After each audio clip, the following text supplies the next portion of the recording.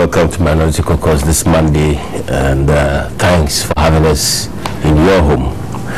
Tonight, the core question of whether indeed as an opposition you can question the technical efficacy, value for money of a loan being contracted by government, or that ought to be seen and put in the context of politicization, including historical half-truths, as well as taking events out of context in some cases. Core issues, politicizing debt. Do we deserve the polemics when the quality of debt is questioned? The MPP minority says, listen, go back out there and sort out the specifics of a loan that you are contracting for the benefit of Ghana, because we want that money. We wished it were 6 billion or 10 billion, but above all, if you are taking that much money, you seek to pay it back. You must ensure that you are getting value for money. The question is, money that you can't access within at least 2 years, why do you sign up to pay for it? Millions of dollars worth of payment. And that is the singular question nobody is able to answer satisfactorily. They tell us it's because money is scarce, so you must tie money down up front. And we are saying that money has always been relatively scarce. And indeed, international money is attracted to places where there is political stability as well as ability to pay. Given our track record over the past few years, it appears political stability is no more in doubt. In any event, oil revenues also guarantee whoever comes in repayments, provided they put in ironclad contracts, which is what the Chinese have done with the 3 billion loan agreement. But the questions remain. Why do you sign to pay an upfront fee and commitment fees when you haven't touched the money yet? And then you commit yourself to pay those fees annually and to use the money. Those are unexplained. Beyond all that, we still have worries about the overall envelope of debt being contracted by the government, including some projects which are being used repetitively in the name of loans, restated and otherwise. The coastal landing sites, for example, some of the so-called Gang of Four routes, which are repeated in the master facility agreement, as well as the 305 million bonds raised by the government. So where are we headed with the large, happy-go-lucky loan contracting galore that we are seeing now? Tonight with me on this matter, to my immediate left, Stephen Amua, who is a member of the MPP communications team, and who, like me, had fancy for Parliament. We are honored in the presence of Dominic Mitigul, MP for Bibla, who's been there, has been doing wonderful work on behalf of the MPP. Has charted a distinguished path. At some point, you were the youngest MP. Yes. Now you've been overtaken. I've been overtaken. You and Islama? No, Asema is a bit older than me. Oh, okay. But you're losing your place too. I've lost my place. The game is making you old before your time. But it's good. It's good to have a couple of younger people who come into this picture. It only goes to show us that there's a future for Ghana. Because Parliament is a learning curve. The more you stay in it, the better you will become. Because it's very difficult to go to Parliament and immediately pick up the pieces and then become a star or be able to make effective laws for this country. You need to be surrounded by very good people, very good technocrats, very good people who grasp the issues on the ground, who know a bit of law making. So if, as in the case of Ghana, we don't have research assistants who are well grounded in the work of research. We don't have office staff. We don't have people who can do the work for you, unlike the US where you go and do the speaking. We have to go down and do the work ourselves. So if you are not experienced in this game, it's a bit difficult, you know, to be able to access information, to be able to do all the research, to be able to make basic laws and even understand the workings of Parliament. It's like a classroom by itself, and it's like a school by itself. You need to go through the basics. So the more you stay in the game, the better the opportunity, and that equally means that's good for the country, because if you have seasoned lawmakers who take their time to go through laws and who cannot be cowed by anybody, cowed by government or anybody, then it's good for all of us as a nation. That is why tonight we are grateful to have you, because you have gone down, you have done the work, and you are one of those who have valid technical issues about the 3 billion Chinese facility. Of course, you've stated your position clearly that we as a minority are not against development, but value for money is key. Yes, I think so. But even before I say that, I didn't even greet your cherished viewers. I usually like to say hi to them, good evening to them. We cherish them so much. And apart from that, say that I reserve my comments for later, but I think that some of us are becoming unhappy with the way the government is increasing utilities. That goes to the core of our people. So yes, it is important. We should be very careful how government is going about this increment. I mean, you bring poverty onto the people. Already people are poor, people are complaining. So when you begin to increase utility prices, electricity, water for our people, it's going to bring massive hardship. And to translate into companies collapsing, to translate into people being fired off their jobs, because if I'm an employer, I cannot pay. The simple tax is to ask some workers to go home. But the ask is new. Let's go back to the 3 billion. You see, when this issue of the 3 billion came up, NDC went about doing a lot of propaganda, but when the issues themselves came to Parliament, they were found wanting. Wanting because the activities of the opposition saved Ghana millions of dollars. And I'll prove to you why I say that. We think that fault would have been perpetrated on the people of Ghana if we did not set up as opposition. Of course, we're doing our duty, but it is important that we did what we did. And that's why we always said that we're never against the loan. In fact, in the committee report, it is captured in the committee report that all of us agree that the projects that will be used are good. We, in the finance committee, the minority members are 12 and the majority members are 13. And let me read the final conclusion of the report. It says that, look, honorable members of the committee, that means all of them.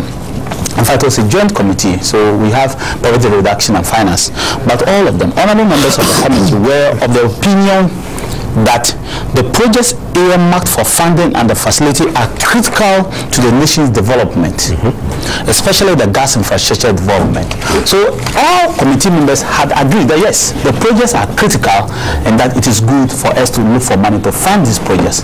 But in the name of developing Ghana, whether it is northern region, whether it is western region, whether it's eastern region, we as parliamentarians will not, or NPP as a party or minority in parliament will not sit down for somebody to steal our money just because you want to develop us. And I'll give you an example. In the master facility itself, okay, if you go to page 27 in the master facility, there is I'm holding the master facility here, and it is the master facility is the agreement between the government of Ghana and the Chinese bank. Yes, the Chinese. And in the master facility itself, when you go to page 27, it states that the borrower shall pay to the lender an upfront fee, even though that upfront fee has never been defined. It is later they are telling us management fee and all sort of things. But in the main document itself, it's never been defined. So we really may not even know what the upfront fee is. Whether it is for arrangement fee, whether it is a management fee. Let's go back and say that the borrower shall pay to the lender an upfront fee equal to 0.25% of the total commitment, of which half shall be paid on or before the day following 20 days after the execution date. And when you go back to the execution date, it tells you that it is the day government will sign with the Chinese. That's right. So we will pay a bulk sum of 0.25% of the total commitment that we have made. Total commitment 3 billion. 0.25% is 7.5 million US dollars. They're going to divide this into two. The day government will sign, 20 days after that, you will pay that 3.75 million. And then the day you take the first subsidiary to be signed, you will pay the rest of the money. So that is true. Now let's go to the memo that was sent to us from cabinet. Remembering the cabinet is made up of 30 ministers. That include the president and the vice president. Now look at what the cabinet sent us. Cabinet sent us total facility amount 3 billion. Tranche A 1.5 billion. And let me go to the upfront fees 0.25 per annum.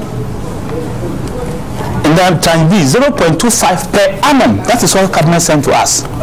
Once the master facility says you pay upfront once, 0.25, cabinet sent us a memo that stated that we were supposed to pay per annum. The same figure, 0.25 per annum. That means every year we're paying $7.5 million every year for the number of years we will retire this loan. And the highest is 15 years. The other one is, because it's divided into 10 years. Can you imagine the amount of money that we have been, if we had followed what cabinet sent to us? And remember, I just told you the cabinet is made up of 30 people. Almost all the top ministers you see are there.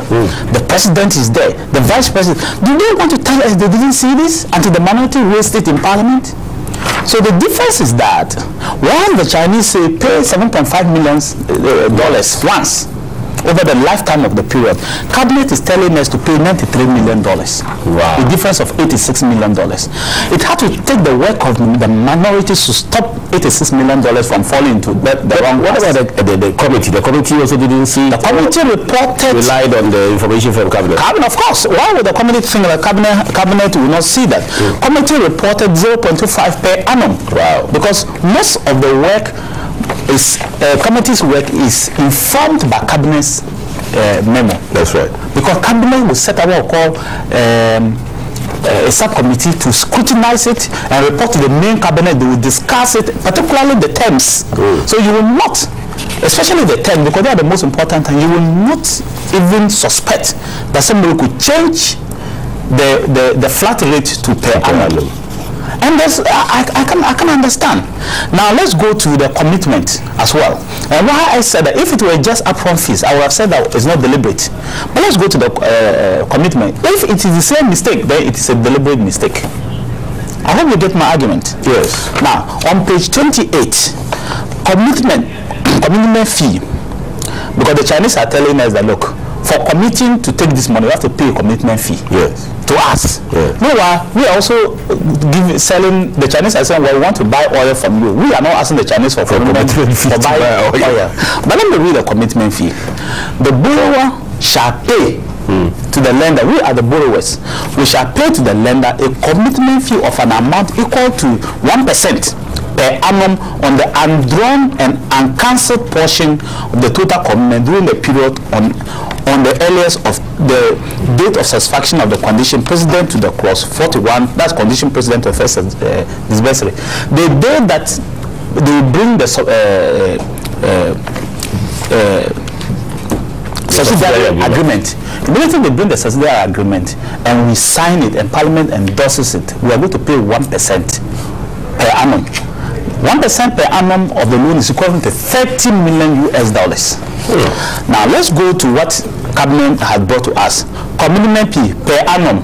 But unfortunately for cabinet, here says 1% per annum, here says 1% per annum. But here says that on the undrawn balance. Last cabinet didn't make a distinction about the undrawn balance. Here, the Chinese are saying that if you draw 1 billion, you are left with 2 billion, you pay 1% on it. But cabinet says pay 1% flat throughout. I know at this point. So I am just giving you an indication that this is the first fault that we thought that they perpetrated on the people of Ghana. What is the second fault that we think that I want to take our first break, and then when we come back, we'll look even closer at these discrepancies. So at this point, we'll take our first break.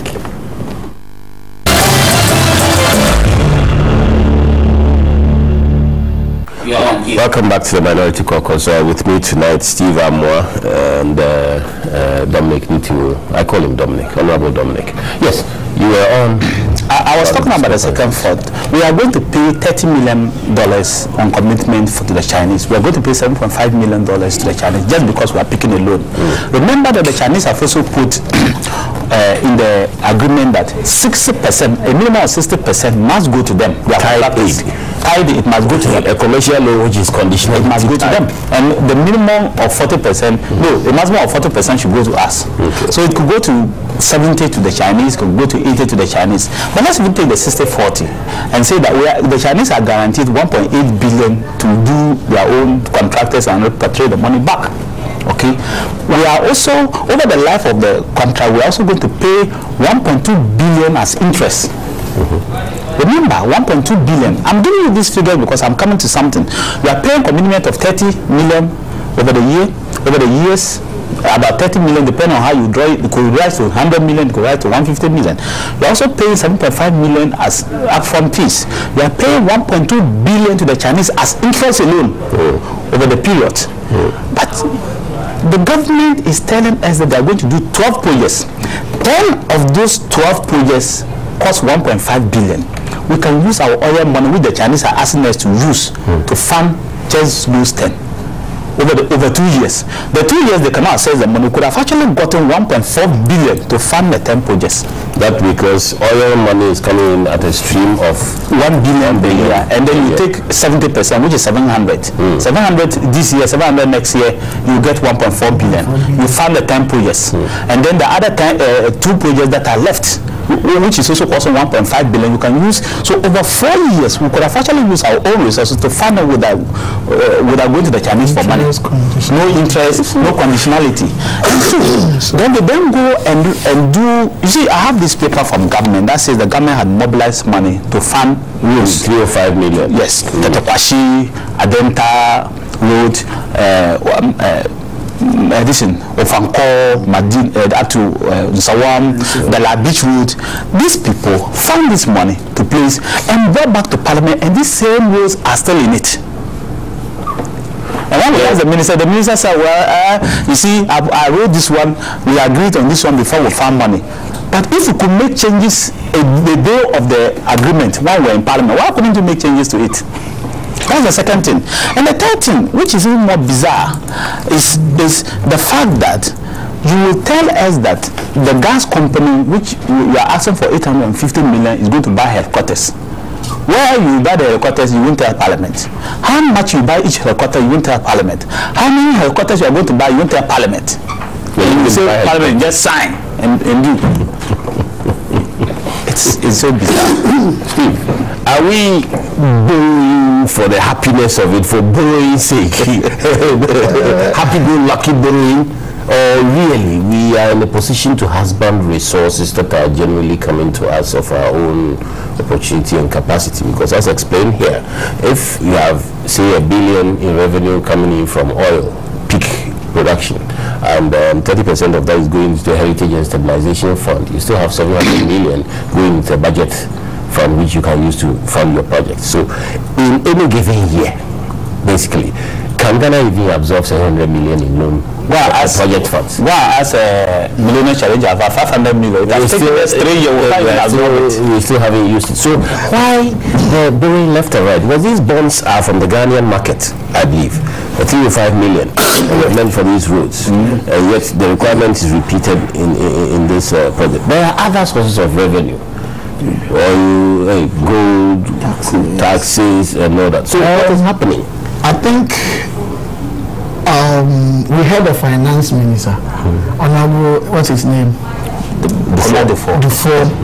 During his submission of the 2011 budget to the state, on the floor of the Parliament, he admitted that there had been major inflows from global financing bodies like the World Bank and the IMF. He said that from him, emphatically, without any ambiguity. Major inflow. Major. He said that on the floor of the Parliament. He also said that they had had revenue from sales of our shares from Anglo Gold. Yeah, that's true. Yeah. And then he said that they had exceeded their revenue generation target. And I can't remember, he said that under Kufuor's administration, Ghana was among countries on the continent whose revenue ratio to the GDP was extremely low.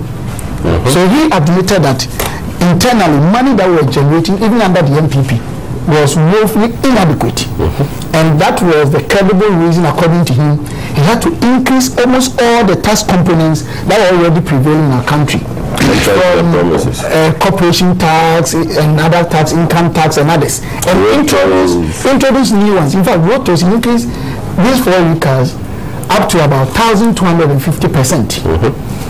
So after generating all these revenues internally, one would have expected that not even our economy is doing, because practically good economic policy is not when you see your country's economy doing well, not under recession, and you still borrow unnecessarily.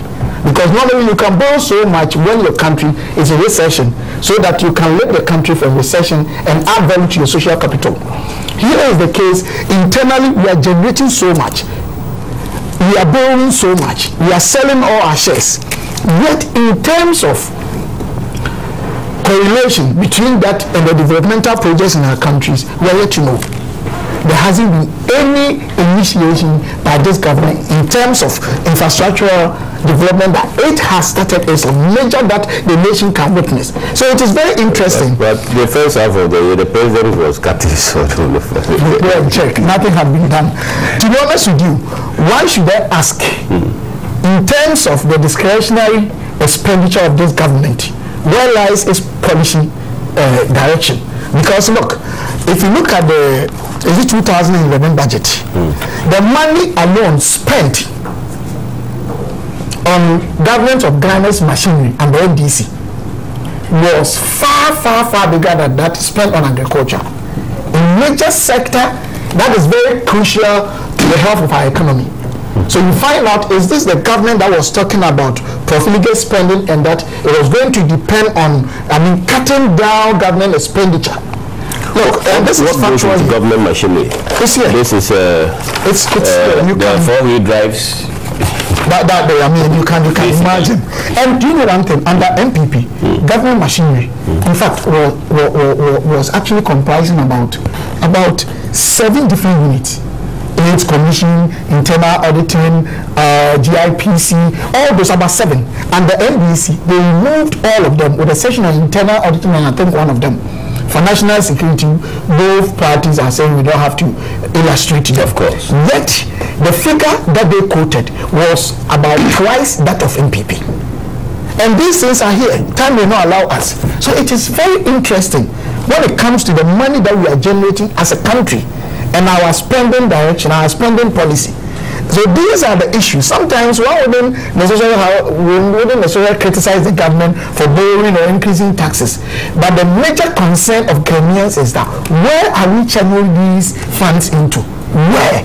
It's like the key language. We cannot actually look at the MPP. We use a lot of internally generated funds to complete a lot of major projects, and even started some of them that we could tangibly witness and account.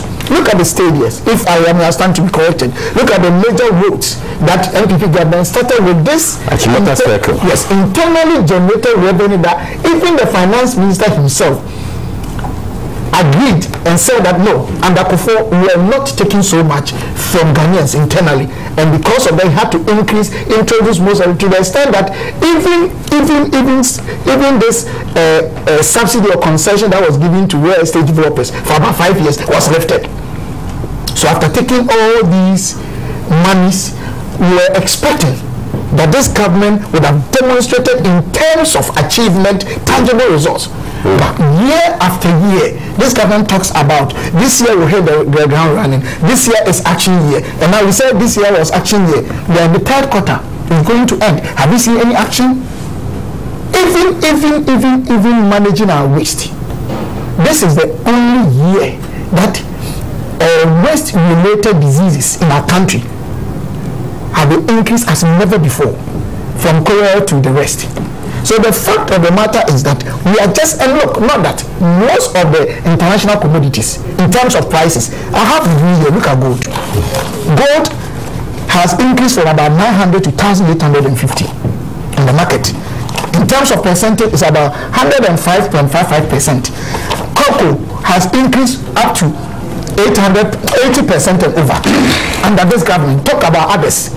So, I mean, there's a great opportunity in terms of revenue generation. And there's plenty of rain. So food is abundant. Food is abundant. So this is the government. Look, one thing that is surprising me is that they normally compare their first 2 years to NPP. When NPP took over, our debt to GDP ratio was 158.5%. That means our debt was twice as our economic size. We owed about 7.5 to 7.8 billion, and our wealth put together was about 3.94 billion. But when we left, even when we are not rebased our economy, we left wealth that was even more than twice our debt. Even then, NPP government within 2 years could reduce inflationary rate from 40.5 to about, the Bank of Ghana source will give you 15.2, the other source will say 12.5. And they were able to reduce from 18.1 to about 9.2 when we had left so much for them. And yet, because of propaganda, and surprisingly, Mr. I think I am I wanted to ask you a question. Why should a country like Ghana accept and tolerate propaganda, which means in true language, or incorrect statement to move people, and it has been officialized by the NDC, and because we have accepted that, they can say anything, they can put anything into the public domain and deceive us. There hasn't been any government that within 2.5 years, apart from Nkrumah, I don't know so much, so I won't do that benchmarking, but apart from Nkrumah, I don't think any government within 2.5 years has been able to generate this amount in terms of internally generated fund and externally. Yet, this is the only government that year after year, month after month, let me tell you, go to the ministries. So, I wanted to end with this. If you go to the ministries, I haven't checked for the past 6 weeks, but till then, budgetary allocation for services have not been released. Budgetary allocation for administration had been released up to April, even some of the ministries. That's why livelihood and empowerment have not been released. So we go into these areas. This is a very serious issue. Administrative debts are piling. It is so bad. Are in a mess. SSSS, domestic arrears, fiscal performance, dwindling. It looks like the government is virtually not making judicious use of our resources. This one says, it is evident that the Mills Mahama-led government of NDC have shown gross incompetence, abuse of power and corruption. They should be voted out of power come 2012. This is Sarkodie from Kumasi. Elias Suhari now in Tamale says, must the government borrow for every project it intends initiating? Aren't there avenues for generating the funds internally? Has the government put in place measures at servicing the 3 billion loan? How much is to be allocated to SADA? How much would the 3 billion add up to total national debt since the NDC assumed power? Wouldn't there be negative repercussions on successive governments? Very interesting. I mean, let me supply some information. Nothing is added to SADA, and purposely because of the fact that we are using oil to repay this loan. The Chinese have withdrawn the 1.8 billion that is supposed to be used for the Eastern Corridor. So today, the 1.8 billion for the Eastern Corridor is not coming. There's nothing in SADA, and the NDC as a party within the first 2.5 years has taken more loan than Kufuor took over the 8 years of his administration. Amazing. Nanajua Vicky says, why can't the NDC party initiate any developmental projects in Ghana without resorting to killer loans? How are the young people able to start various developmental projects without securing loans for them? Is it because NDC as a party lacks practical intellectuals to think outside the box to solve sensitive issues? Interesting question. Gideon, in fact, Mitimul is keke. This is the MTN keke. This is your boss. We'll take our second break now.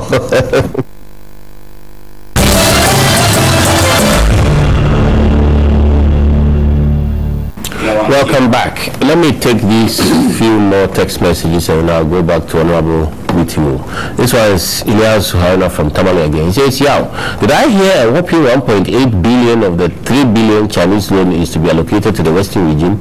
Is it in full settlement of the government's earlier promise to commit 10% with oil revenue to the Western region? Does the 10% allocation of oil revenue still hold? How much of the 3 billion is to be allocated to SADA? Is the SADA dead? How about the 110 NHIS, which is so dear to the heart of we, the poor in society? The resort to regionalism frightens me. oh, the MPP is against development of a particular section of the country, oh, the MPP is against improving the conditions of the security sector.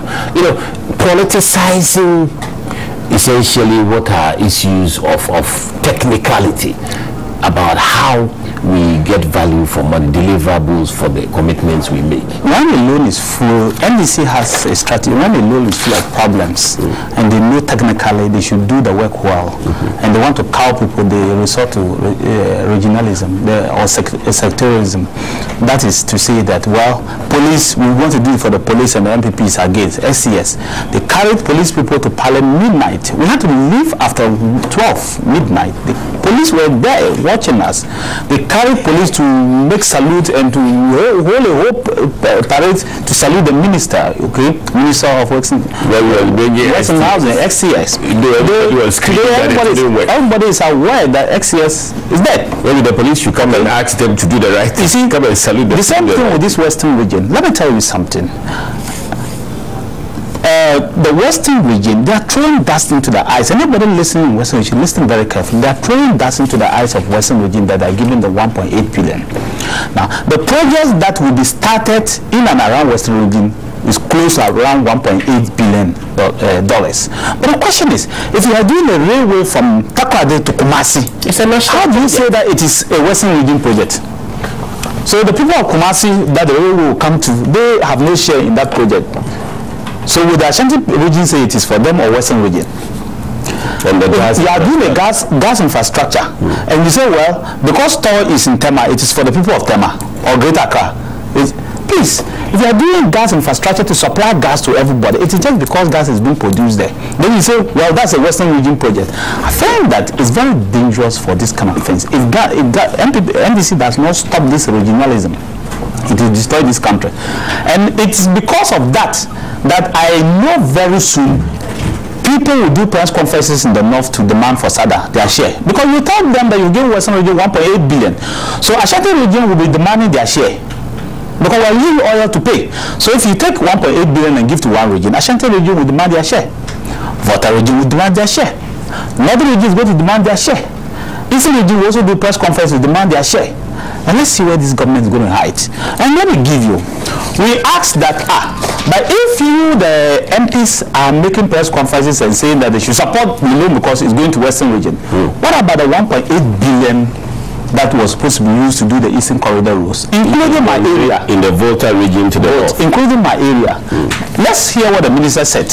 The committee was further informed that the $1.8 billion loan from CBRD is no longer being pursued due to technical reasons. Yes. Therefore, some of the roads projects that were slated under the facility have been included for construction under CB. A few roads under Western region. You know, the 1.8 billion had roads in Western region, had roads in Afro region, and then the Eastern Corridor, the whole of the Eastern Corridor. Today, they say because of technical reasons, they are no more pursuing it. So that 1.8 billion, the Eastern Corridor. Also, people say Yamutu, it is gone. The Eastern Corridor. We should forget it. Yamutu is dead. We should forget it. It's gone. As for SADA, the least we said about it, the better. They are not interested. I asked the minister once. He said, "Oh, there's so much money going to the north." Ask him, how much are you putting into? Oh, there's so much going to the north, so you don't worry about it. And I can tell you that nothing will enter into SADA, not from government. They are not committed to the people. They're just throwing dust into the eyes of the people. Now, I want to let people understand one thing about this loan. That though we have passed the master facility, we will not get a penny of that money until all the subsidiary agreements are brought to Parliament, because that is what the Chinese have stated in the document here, that we will not get anything until everything has been approved. Every subsidiary agreement has been approved by Parliament. They must get they must get something we call 530 agreement, subsidiary agreements, letter of credit. Everything must be brought to Parliament and passed before we can access the money. Tender process. And let me read. Evidence that Parliament of the Republic of Ghana has approved and authorized the borrower entry into the finance documents. Finance documents, and let me give you the meaning of the word finance documents so that people would follow me. Finance documents include one. There are about 12 finance documents that are supposed to be here so that we can all have.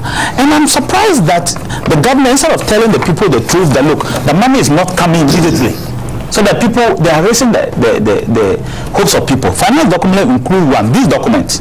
Parliament must approve this document, and there must be evidence too. Each subsidiary agreement, and there are 12 subsidiary agreements that Parliament must approve, and there must be evidence that Parliament has approved each of them. Five-party agreement. The five-party agreement is the agreement that involves GNPC and the Chinese company to lift oil. We must sign an agreement with them for them to lift our oil and buy our oil, because that is all that the Chinese are looking for. The accounts agreement, each standby letter of credit, each standby security document, letter of commitment, there are 13, about 20-something finance documents that Parliament must approve to show to the Chinese that they have approved. We have not even yet approved a single one of them. The reason is that the Chinese have put that there must be evidence in our budget before we can approve. Evidence that the annual principal and interest payment due under the master facility agreement, each subsidiary agreement, have been included in the current fiscal budget. As we see today, that is not included in the budget. The earliest we can put it in the budget is 2012 budget, which will come in November, December. So the earliest government can bring these agreements to Parliament is November, December. So the question we want to ask ourselves, why the recall of Parliament in haste? To come and sign. To come and sign. If you sign and you execute the agreement, you then pay money. You pay money. So why the right? So that's why I stated in Parliament that the only person who would benefit from the recall of Parliament, because look, you don't want to call MPs for nothing. You have to give them their TNT. I didn't want to come to Parliament. So if you recall me, you have to give me money for coming from Bimbala to Accra and going back to Bimbala. Yeah.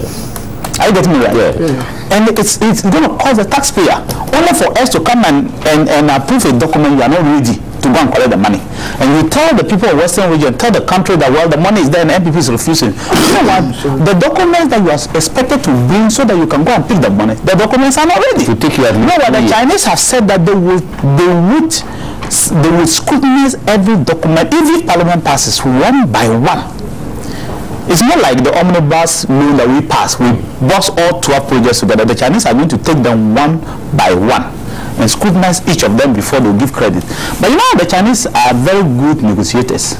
You know what they are simply doing? They make you sign an agreement with them that you want, because they say, sign an agreement with us that you will lift oil. Then you come and discuss about the money with us. Now, the moment we sign with them for oil and then they delay with the money, what do? We, for example, only 650 million that we borrowed from the Chinese. It took us 2.5 years before. President Kufuor was the one who signed the agreement in 2007. By 2009, before the Chinese released $1 to us. This loan, they know it, that this loan that they are rushing, it is about nothing else. It's about this little money to be paying. They know it, and that it's also for the second term. They are saying that they go around and tell the people that this is the loan they are going to use for the work in the second term. What second term? That is what the loan is. So with what is happening in Ghana, they don't see that they are out of power. Still, we should allow Ghana should sit down and allow these people to continue stealing the people's money. They didn't hear what Konado said. They didn't hear you see the thing, we don't see the houses they are building. Within 2 years, they sell houses that young boys who have never worked before, who can afford to give their fathers or caretakers $20,000, $300 million to do fish ponds and those things. I think as a country we need to really understand the game theory of the NDC, because as you're saying, I heard, I don't have any credible evidence, but I've heard there was a very confidential meeting, and among the issues they discussed was, let us cut many sorts, whatever, let us commission a lot of MPP's projects so that we can use those as competitive tools come 2012 and tell them that, look, we've cut about 7,000 and over sorts. To complete. But coming back to this issue of let me take our last balanced break before we do that one. Okay. Yes, our very last break. At this point, we'll take our last break. When we come back, we'll look at the balancing of the the regional. And I think the BOT is very important. We need to talk about it. Let me give.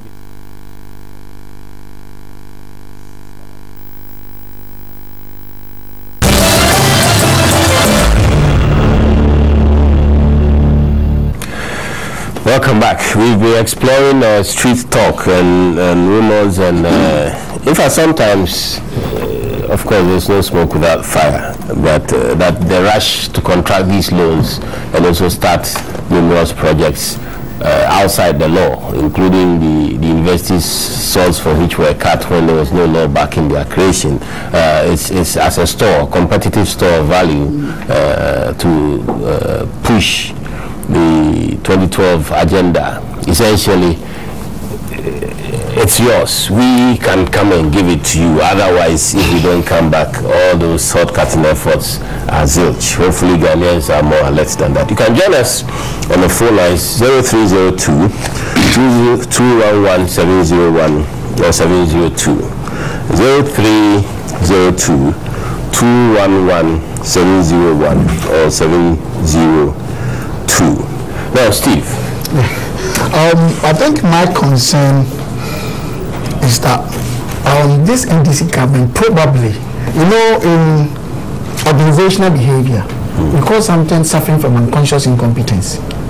That's interesting. It is, and it's like one unconscious incompetence. Unconscious incompetence. I have a caller line from Bolga. Hello. Hello, good evening. Yes, sir. Hello, good evening, Mr. Yabovi, and then Steve, and then my own brother, Mr. Nito. Yes, this is Latif calling from Bolga. Mr. Nito, I want you to lecture me more about this 1.8 million of Eastern Corridor Edison budget.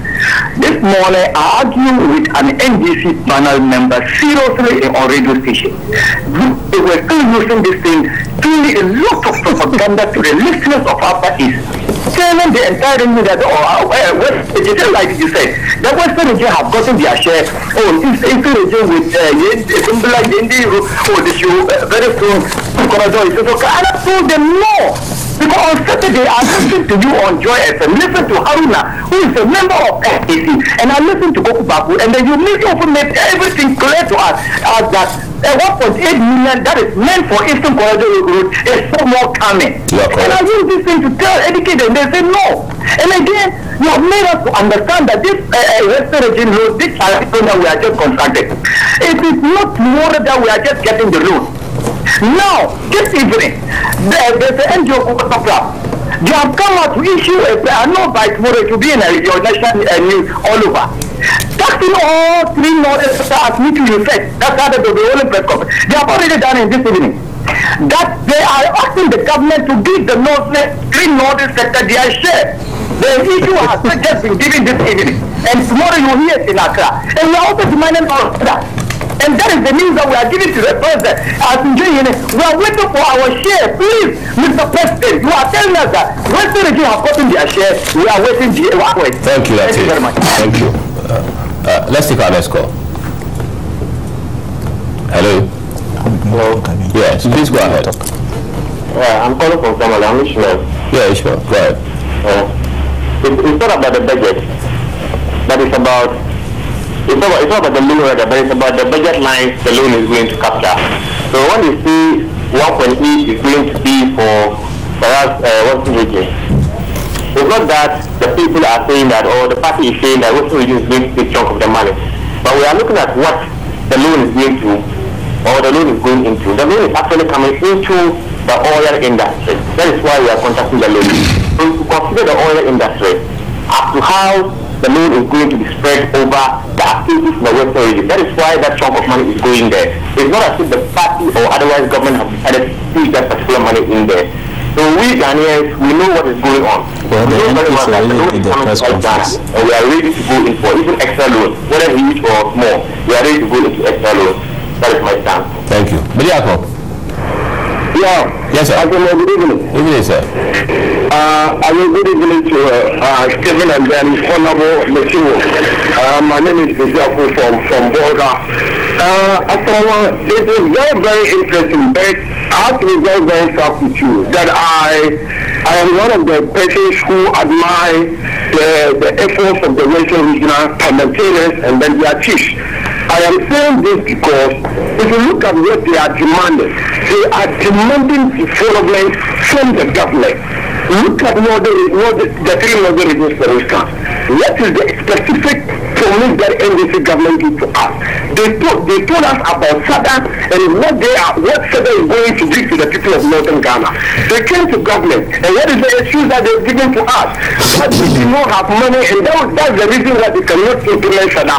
And so therefore, they are inviting our donor partners to come and contribute money to show they can implement SADA. Lo and behold, now the government has $3 billion United States dollars to spend. Out of that $3 billion, government led by President Mills do not see the need to give some of this money to allocate it to SADA so that we, the people from this three northern Ghana, can also benefit. Not just that, after the $3 billion, look at the projects that they are going to do out of this $3 billion cities. Not a single project is coming to the three northern Ghana. Why? The question that I'm asking the NDC and President Mills, is it a crime for Muslims to vote for NDC?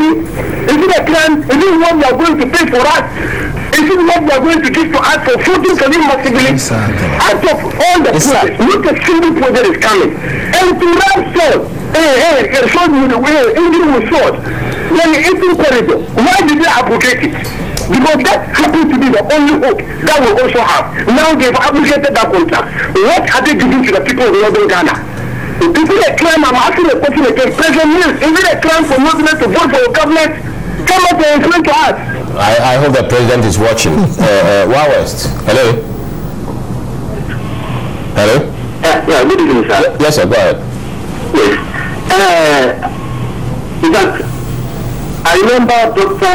Baumia ever said that if we vote for NDC, they are going to gamble with our economy.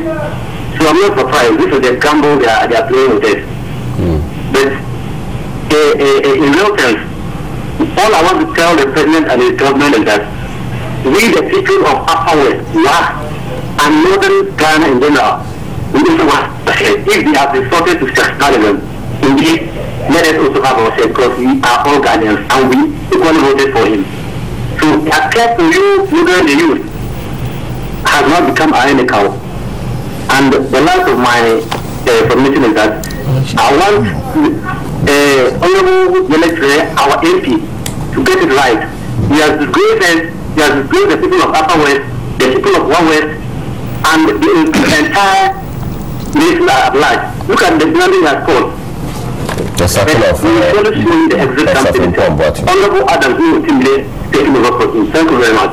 It's a pleasure listening to you. Let me take these text messages. Nana says NDC is stealing from Ghanaians through their killer Chinese loans, pure and simple. Without killer loans, there is no way the NDC and its incompetent team of ministers advance Ghana's development. Do we have independent thinkers to defend Ghana from NDC looters? This one says NDC has nothing to offer the people of Ghana. Come 2012, Nana all the way. I think the minority should not bother about the loan because this loan will not come. It is one of their empty promises. This is like the STX deal. This is Alex from Serhuyoso.